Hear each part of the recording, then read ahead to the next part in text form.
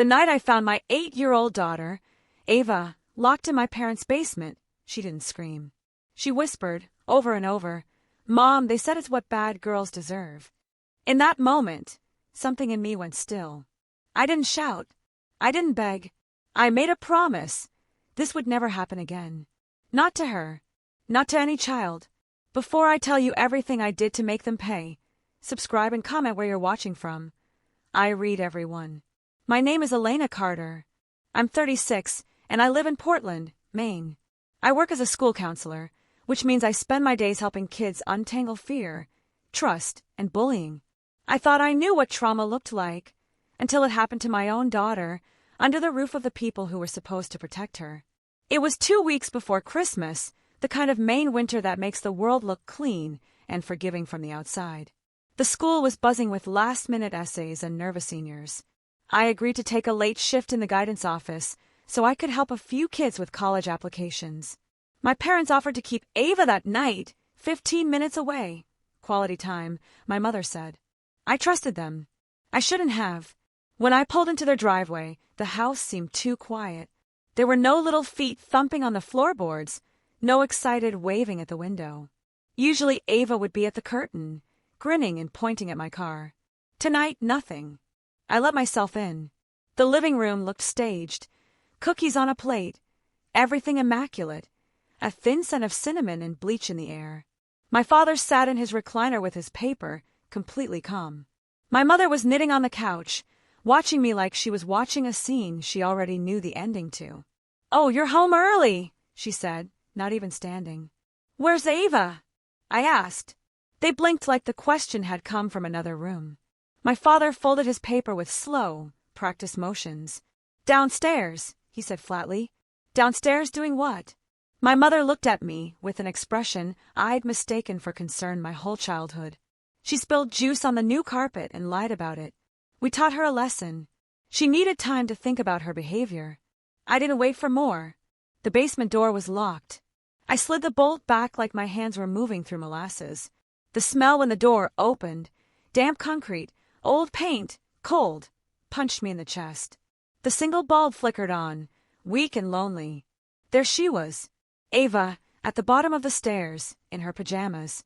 Her socks were soaked, her hair tangled, her knees pulled tight to her chest. She looked up when she heard me, and for a second she smiled like she always did, and then the smile broke. "Mom," she whispered. "Grandma said I was bad. She said I had to stay until I was better." I strode down the stairs, scooped her up, and felt how small and ice-cold she was against my coat. I wrapped her in my arms and carried her up the stairs. At the top, my mother stood with her arms folded as if she were waiting for applause. "You locked her in a basement," I said, my voice low. "She'll learn," my father said without looking up. "She's 8, I said. "You left her without food, without light." My daughter's voice was thin as tissue. "I said sorry," she murmured. "But Grandma said bad girls don't get dinner." There on the counter was a cold plate of pasta, untouched. They had used absence of food as punishment. They had used dark as correction. The casual cruelty of it shocked me deeper than pain. I didn't yell. I didn't call the police at that moment. I did something quieter. I took my daughter and left. I drove in a snowstorm with her asleep against my shoulder and a new kind of anger burning steady beneath my ribs. They were not penitent. They were certain. They believed they'd done the right thing. The next morning, Ava ate 3 pancakes, syrup dripping on her plate, and asked if we could make paper snowflakes. She was trying, in all the ways kids do, to continue being a child. I opened my laptop and did something adult parents rarely enjoy. I began to plan. Not a scene, not tears, a plan. A name clicked in my head, Michael Hurst, a lawyer who'd managed my parents' finances years ago before they drifted away from me. I dug through old emails and found his contact. If cruelty had a currency in their house, reputation and money were its coin. They'd traded warmth for power for years, and now they'd used it on my child. If I was going to stop them, I needed leverage of my own. I started small and quiet, documenting everything. Photos of the soaked socks and the basement stairs. Ava's words, recorded softly into my phone when she felt safe enough to speak. The cold plate caught on camera. My father's offhand remarks. She'll survive, recorded during a casual phone call. My mother's thin, practiced voice promising discipline over dinner. I dated and backed up every file. I didn't post. I didn't tell friends yet. I built a file like a surgeon builds a case. I also made practical moves. I changed the babysitting schedule, stopped leaving Ava overnight at their house, and began telling colleagues the truth in a private circle who could corroborate my hours and character. As a school counselor, I had access to resources, to people trained to help children. I also had the patience to let actions speak louder than cries. But I knew something else. They loved their image more than anything. Their social standing in our small town was what they hid behind. If I wanted to hurt them, I didn't need rage. I needed to show the town the record of their choices. Reputation is fragile. It breaks like glass when hit in the right place. So I started to map the weak points. The community boards where my father sat, the church where my mother handed out casseroles each Sunday, the charity events Chloe volunteered at. I made notes. Who would listen? Who would care? Who would be embarrassed? I wasn't going to yell it from the rooftops. I was going to show proof, calmly and clearly, to the right ears at the right time. That night before bed, Ava tucked her stuffed rabbit under her chin and asked, "Will Grandma be mad?" I kissed the top of her head and said, "They'll be fine, just not around us." She smiled a small, trusting smile and fell asleep. A different kind of winter settled over me then, not cold but focused. I wasn't going to beg them to feel shame. I was going to make their choices have consequences. I wasn't going to destroy them with noise. I was going to do it with precision. I didn't want revenge to look like rage. I wanted it to look like truth, quiet, undeniable and final. So I collected proof, step by step, until the only thing left for them to hide behind was a pile of polite lies. I picked my battles the way I taught kids to pick theirs, quietly with strategy. After the basement, I slept maybe 3 hours that night. The rest of the time I sat at my kitchen table with a mug gone cold and my laptop open, thinking like a counselor, not a criminal. My first job was simple: document, document, document. If I was going to take them down, I couldn't rely on anger or hearsay. I needed timestamps, voices, and things that couldn't be argued away as emotion. I started with the obvious: photos and videos. I took pictures of Ava's wet socks, the scuffed steps leading to the basement, the light switch that someone had clearly turned off after a certain hour. I recorded short voice notes of Ava when she felt safe, asking gentle questions and letting her tell what had happened in her own words. Nothing leading, just prompts. "Tell me where you were, and how did it feel?" Her answers were small, perfect evidence. "It was dark. I was cold. They said bad girls don't get dinner." Kids say what they mean. That's why their words are so damning. Next, I went back to the house, but this time not as a daughter. I made a list of every person who could corroborate my whereabouts and my character. Coworkers who could verify my late shift, neighbors who'd seen the car in the driveway, friends who'd watched Ava before. I asked them quietly to keep their schedules and texts in case I needed to prove where I'd been. People who care want to help. They gave me statements without drama. That kind of calm help is useful in a fight. Then I did the thing that felt like the sharpest medicine. I involved professionals. I called the local pediatric clinic and asked about documenting injuries. There's a standard for recording abuse. It's clinical and blunt. The doctor examined Ava with care and wrote down the marks, the timeline, everything a court would want to see. I also filed a report with Child Protective Services that same day. I knew CPS would open an investigation. I wanted it on record that the family environment had risk factors. I wasn't trying to break them. I was trying to protect my child. The system moves slowly sometimes, but it leaves traces you can't ignore. At the same time, I began to map their world. My father chaired the local historical society. My mother organized church luncheons. Chloe ran the PDA. Those organizations were their armor. If I wanted to hurt them in a way that mattered to them, I had to do it with facts, not gossip. So I gathered meeting minutes where my father had joked about teaching kids a lesson, receipts showing my parents had paid for pricey image maintenance, screenshots of Chloe's messages asking my ex to step in for the child's stability. It was dry work, but it built a web that couldn't be dismissed as a daughter's grudge. There was also Michael Hurst, the man who used to quietly advise my parents on money and image. I called him not as Elena the resentful child, but as Elena the protector. A lawyer returns to his ethics when you ask the right questions calmly. I told Michael, without drama, what happened. I asked him two things: whether my parents had made any recent unusual transfers, and who in our town would take a forged social services-style letter at face value. His answers were measured. He confirmed that one of my parents' recent transfers was odd, a series of small gifts routed through a friend's account, and he agreed to keep an eye out for anything legally questionable. He didn't promise to be a warrior for me, but he quietly offered to help where he could. That was enough. Legally, I didn't rush to the courthouse with a headline. I made sure the paper trail was airtight. I recorded my parents during casual conversations, only what they said in public, the things they didn't edit. I saved every text, every voicemail. When my mother called to console me the next week, I let her speak and saved her voice. When my father casually joked to a neighbor that kids like that need reminders, I recorded it with my phone in my pocket at a PTA meeting I happened to attend.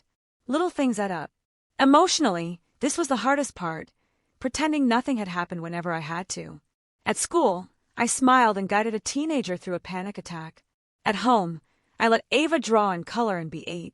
You can't be a warrior full-time and a mother at the same time without exhausting parts of your soul. But I knew that any display of rage would give them exactly what they wanted, an excuse. So I kept calm. I let the evidence do the yelling. Once I had enough, and that isn't an exact moment, more a sense, I started pushing at weak seams. I made carefully worded calls to the organizations they cherished. Not accusations, but questions. Our PTA needs transparency around volunteers' conduct. Does Chloe have any conflicts? The Historical Society is reviewing board ethics. Will your committee meet this month? These were small, surgical nudges designed to activate systems that take reputation seriously. You'd be surprised how quickly institutions respond when there's a hint of impropriety. They don't like risk. The family notice shifts. It started small. Invitations stopped arriving for my parents. Chloe's emails to volunteers were met with polite refusal. At the grocery store, someone who'd once nodded politely when my mother walked in now avoided eye contact. These weren't fireworks. They were the quiet, crumbling sounds of social currency dissolving. But the real game changer was paperwork. Under the stern advice of a lawyer friend, I filed for a temporary protective order and officially documented CPS's involvement. I gave prosecutors copies of the recordings and the bank anomalies Michael had flagged. Once the legal wheels started turning, things accelerated in a way that felt both terrifying and righteous. My parents called me frantic, accusing me of overreacting. Chloe sent passive-aggressive messages about family and loyalty. I let them rage into a void. The facts had been submitted. There were moments, quiet, bitter ones, when I replayed memories of my mother teaching me to bake and my father fixing a leaky roof. I let myself grieve the idea of the parents I'd hoped they might be. Then I focused on Ava's laugh as she painted a sun in the kitchen and thought, this is what I chose to protect. By the end of the month, the first real consequence arrived. The Historical Society quietly suspended my father pending an ethics review. The PTA requested Chloe step down while they reassessed volunteer conduct. A friend of my mother's, the one who hosted those church luncheons, texted a terse, "Is everything okay?" and then went silent. The ripple effect was slow but merciless. I didn't celebrate. I only breathed. The point was never to destroy for pleasure. It was to remove the chance that they could ever do to Ava what they'd done that night again. When institutions start asking questions, when a prosecutor opens an inquiry, and when neighbors start whispering, the environment that enabled cruelty begins to die. One evening, as Ava slept with her rabbit clutched tight, my phone buzzed with a message from Chloe, short, furious. "You'll regret this." I set the phone face down, looked at my sleeping child, and felt nothing but a calm certainty. Regret is a heavy, private thing. It settles in the chest long after the shouting is over. I wasn't done. I had more papers to file, more meetings with lawyers to attend, and a careful plan to make sure that when the town finally saw the truth, it would be plain, undeniable, and irreversible. The quiet revenge I'd chosen wasn't messy. It was final. I didn't put on a show. I didn't post a dramatic video or shout into a microphone. I let the law and quiet facts do the yelling for me, and they were louder than any scream I could have made. After a month of collecting, filing, and waiting, The first official ripple hit my parents' life. The prosecutor called me in for an interview, and when I handed over the USB with recordings and the printed bank anomalies Michael had confirmed, the woman on the other end of the table, a solid, no-nonsense assistant DA, didn't blink. She asked calm, clinical questions, then said 3 words I'd been holding my breath for: "We'll investigate." That phrase changed everything. Once a prosecutor opens an inquiry, paperwork moves. Subpoenas get signed. Bank accounts get reviewed. Volunteer committees ask uncomfortable questions. People who once smiled at my mother at church suddenly stopped answering her texts. Reputation, which had been their currency for decades, began to hemorrhage. My parents reacted the way people do when their scaffolding starts to shake, with anger, then with panic, then with denial. They hired a lawyer, a flashy one, the kind who could make calls and leave voicemail messages that sounded like threats. Chloe started sending pointed texts to anyone who would listen, framing me as ungrateful, unstable, and vengeful. My inbox filled with stray messages from old neighbors who claimed they heard something and that I should handle this privately. I didn't handle it privately. I handled it legally. The county child services investigator arrived at their house 2 days after the inquiry became public. She walked the rooms, wrote notes, asked direct questions about the basement incident. My parents tried to brazen it out, smiling at her as if she were a guest at tea. It didn't work. The investigator filed a report recommending mandatory parenting classes for my mother and an official warning for my father for neglect. Those administrative documents don't sound like much on paper, but they turned private cruelty into public record. For the first time, their acts were stamped by an official who could not be controlled by tea-table charm. Then came the Historical Society. I sent a formal, fact-based email to the board, not accusatory, but precise, dates, quotes with timestamps, and a request that they consider whether the behavior described reflected the ethics of a board member. Boards are allergic to liability. Within a week, the society asked my father to step aside pending review. It was quiet, professional, and humiliating in a way no shouting could be. People who had once attended their dinners stopped RSVPNG. Fundraisers that my mother had presided over for years suddenly requested alternate committee chairs. Chloe's fall was more public. The PDA demanded transparency. Emails were leaked showing she corresponded with my ex-husband about helping with Ella's stability. The PDA removed her from leadership while they conducted their own review. For a woman whose social life had hinged on being seen as the perfect, organized mom, the sudden blank space where positions and kudos used to be felt like exile. They tried to hit back. My father called the DA's office to complain about fabrications. Chloe called neighbors asking them to lie. My mother made a scene at church, crying loudly about family being torn apart. I expected their theater. I'd watched 1,000 manipulative reruns over the years, and I refused to give them ammunition. I let the investigators and the boards do their jobs. One of the most potent pieces of evidence, oddly, came from a place they never imagined, the little community newsletter that my parents had always used to show off their good works. Someone on the editorial board forwarded me an old message thread showing my father boasting to friends about keeping the kids in line and making light of the ethics of punishment.